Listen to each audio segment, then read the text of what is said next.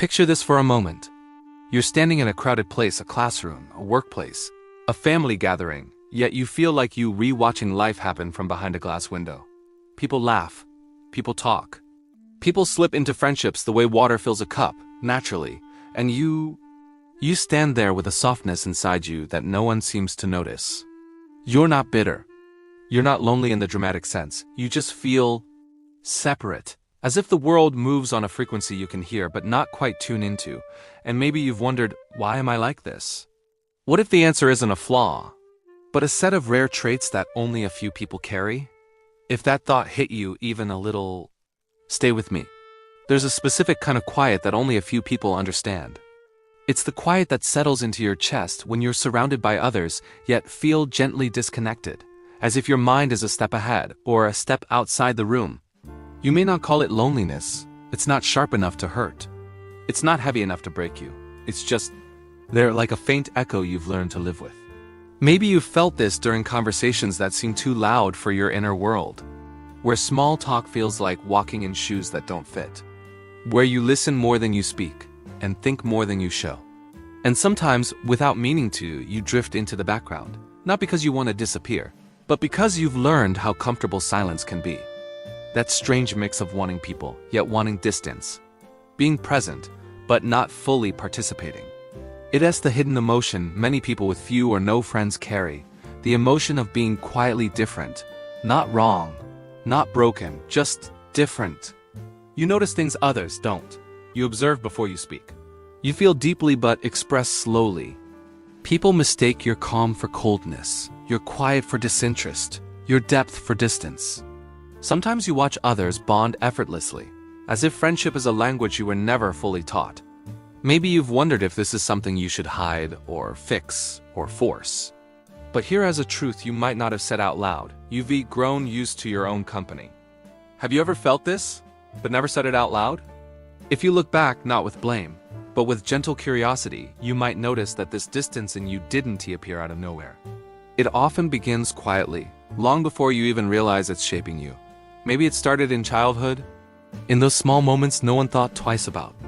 Perhaps you were the kid who preferred drawing in the corner while others fought for attention in the center of the room. Or maybe you were the one who listened more than you spoke, who felt everything a little stronger than the other kids your age. Some children grow up learning the world through noise. You learned it through observation. And sometimes, without even knowing it, you became the one who carried your feelings alone, because expressing them often felt like trying to explain a dream to someone who had never slept. Maybe you had friends growing up, just not the kind who stayed. Some drifted away. Some disappointed you. Some didn't treat your heart the way you treated theirs. And each time something ended, a tiny part of you whispered, maybe I'm better off on my own. Not dramatically. Not with anger. Just quietly, like closing a door without making a sound. Society also plays its part. It praises the loud, the outgoing, the socially effortless. You grew up watching people rewarded for extroversion, while your calmness, your depth, your sensitivity often went unnoticed, unreturned, unappreciated. So you adapted. You built your world inward. You learned to enjoy the safety of your imagination, the clarity of your thoughts, the gentle rhythm of your own company. And because you rarely demanded space, no one realized you needed it. Does any of this feel like it could have been your story? Psychological mechanism. Why you pull back. There's something people often misunderstand about you. They see the distance, but they never see the reason behind it. Because the truth is, you don't avoid people. You filter them. Your mind works in a way that makes you pause before letting anyone in. You read energy quickly, almost instinctively. You notice tone, silence, micro-expressions, things most people overlook completely. And when something feels off even slightly, your body responds before your words do. You withdraw. You shrink back. You become quiet, not out of fear, out of protection. You've learned that not everyone deserves access to your inner world. Your mind has built its own emotional filtration system, a gentle invisible shield that decides who feels safe and who doesn't. It's the reason why small talk feels draining, why loud social groups overwhelm you, why you need time to warm up to new people, why you prefer one deep conversation over 20 shallow ones. People think you're distant, but in reality, you're discerning. People with few friends feel the room before they enter it. They sense people before they trust them. They love deeply, but only when it's safe. Inner conflict, wanting connection, avoiding people. There's a war inside you that nobody else can see. One part of your heart reaches out desperately for real connection. For someone who finally understands the depth you carry. For a conversation that doesn't feel like surface noise. For a bond where you don't have to explain why silence feels safer sometimes. You crave to be seen, truly seen, without masks, without pretending to be louder or simpler than you actually are. You want to share the thoughts that keep you awake at 3 a.m. The dreams that feel too big for this world. The feelings that sit heavy on your chest when nobody's watching.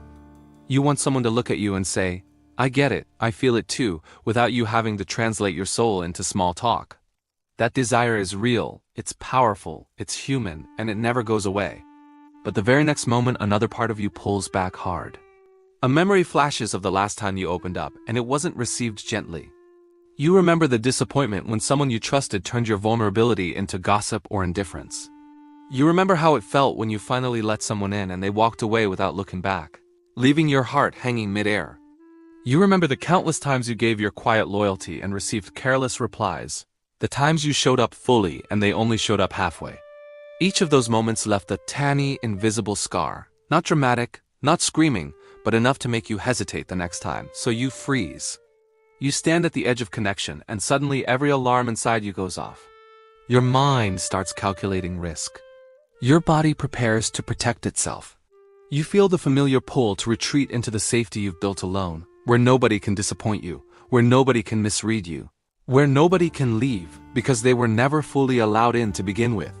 Some days the craving wins and you take one brave step forward. You send that message. You accept that invitation. You try to believe this time might be different. But the second something feels even slightly off, a delayed reply, a change in tone, a joke that stings a little, you're already backing away before they even notice. And then comes the guilt. You beat yourself up. Why do I always do this? Why can't I just be normal? Why do I ruin things before they even start? Am I too sensitive? Am I too much? Am I pushing people away on purpose? Am I the problem? You question everything about yourself on those nights. You scroll through everyone else's stories and see them surrounded by friends, laughing easily, belonging effortlessly, and you wonder if something inside you is permanently broken. But here's what nobody tells you. You're not broken, you're bruised. Your heart learned very early that opening up can hurt, so it built the most sophisticated defense system in the world. Quiet, gentle, invisible, but incredibly powerful. That defense system isn't trying to destroy you, it's trying to protect the most tender parts of you. The part that still believes in soul-deep connection. The part that still hopes one day someone will stay. The part that still writes unsent messages at 2 a.m. just to feel less alone. Wanting people and fearing them at the same time is the most exhausting paradox in the world. But it's also proof that you're still alive inside, still capable of love, still carrying hope even after every disappointment. Every time you pull back, it's not rejection of others, it's protection of something sacred inside you. And every time you crave connection, it's proof that the light in you hasn't gone out. You're not too much. You're not too little. You're just waiting for the right kind of safe. And until that shows up, you keep choosing yourself. And that choice is braver than anyone who never had to make it will ever understand. Which part of this inner war have you been fighting the longest?